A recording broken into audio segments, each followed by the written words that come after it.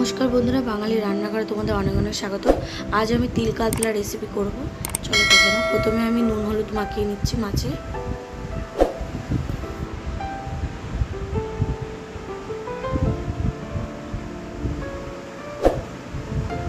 তো এরপর সব আমি জোগাড় করে রেখেছি, ওগুলো দেখিয়ে দিচ্ছি তোমাকে। এখানে সাদা জিরে রাখা আছে, তেজপাতা আছে, শুকনো লঙ্কা আছে, গোটা গরম মশলা আছে, টমেটো পিউরি আছে, আদা রসুন বাটা আছে, এর সাথে কাঁচা লঙ্কাও বাটা আছে। এটা হলো তিল বাটা আর একটা কাজু বাটা, আর এখানে গোটা কাঁচা লঙ্কা। তো আমি তেল গরম হয়ে গেছে, এবার আমি মাছগুলো ছেড়ে দিচ্ছি সব।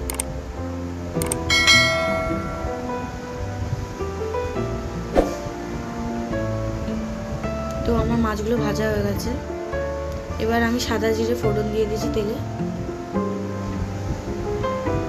তো আমি এখানে গরম মশলাগুলো দিয়ে দিলাম, তেজপাতা দিয়ে দিলাম, শুকনো লঙ্কা দিয়ে দিলাম।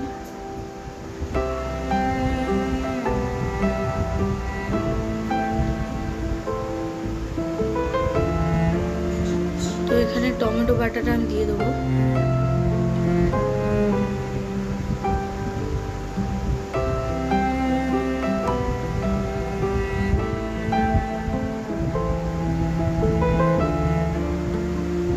তো এখানে আমি আদা রসুনের যে পেস্টটা করে রেখেছি ওটা দিয়ে দিচ্ছি। এর মধ্যে আমি লঙ্কাও বেটে রেখেছিলাম, আদা রসুনের সাথে লঙ্কা বাটা আছে এটা।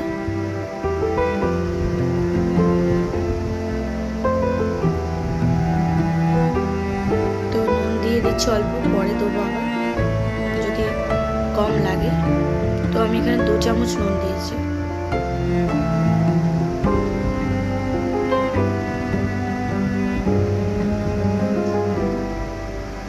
তো ধনে দিয়ে দিলাম আমি 1 চামচ ধনে দিয়েছি।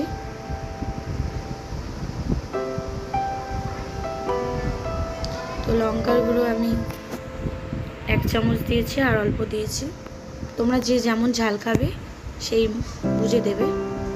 এখানে আমি অল্প লঙ্কার গুঁড়ো দিয়েছি কারণ এখানে কাঁচা লঙ্কা বাটা আছে।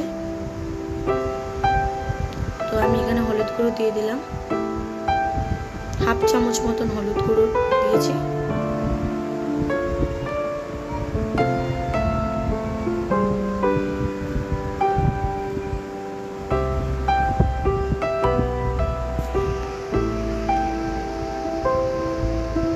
এবার আমি কাজু বাটা দিচ্ছি, এখানে কাজু পেস্ট করে রেখেছিলাম ওটা দিলাম।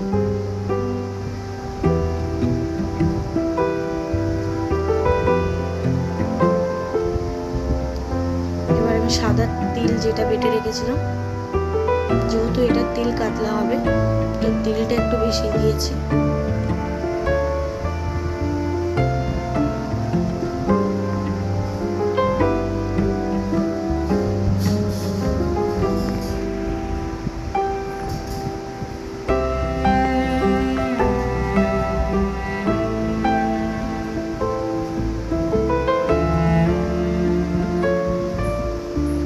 তো একটু চিনি দিয়েছি, এটা পুরোপুরি অপশনাল, তোমরা দিতেও পারো নাও দিতেও পারো।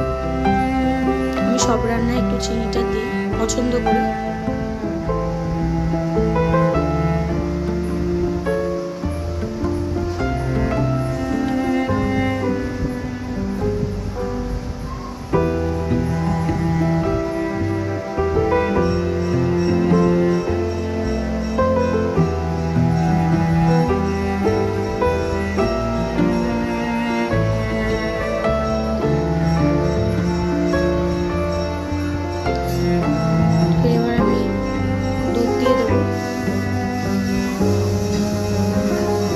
এটা হলো পুরোপুরি দুধ দিয়ে রান্না হবে, কোনো রকম জল অ্যাড করিনি এটাতে আমি।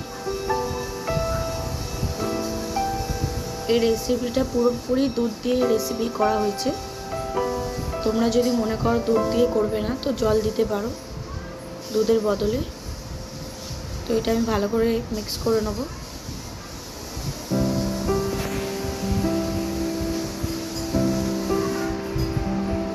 এরপর আমি মাছগুলো এক এক করে দিয়ে দেবো।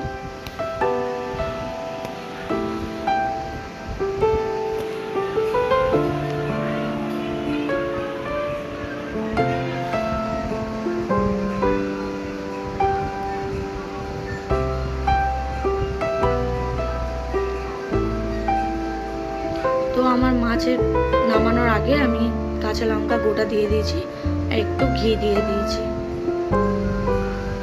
নামানোর কিছুক্ষণ আগে ঘিটা দেবেন আর কাঁচা লঙ্কাটা দেবেন, এতে ফ্লেভারটা একটু অন্যরকম হবে। তো চলো আমি নামিয়ে নিয়ে আসছি।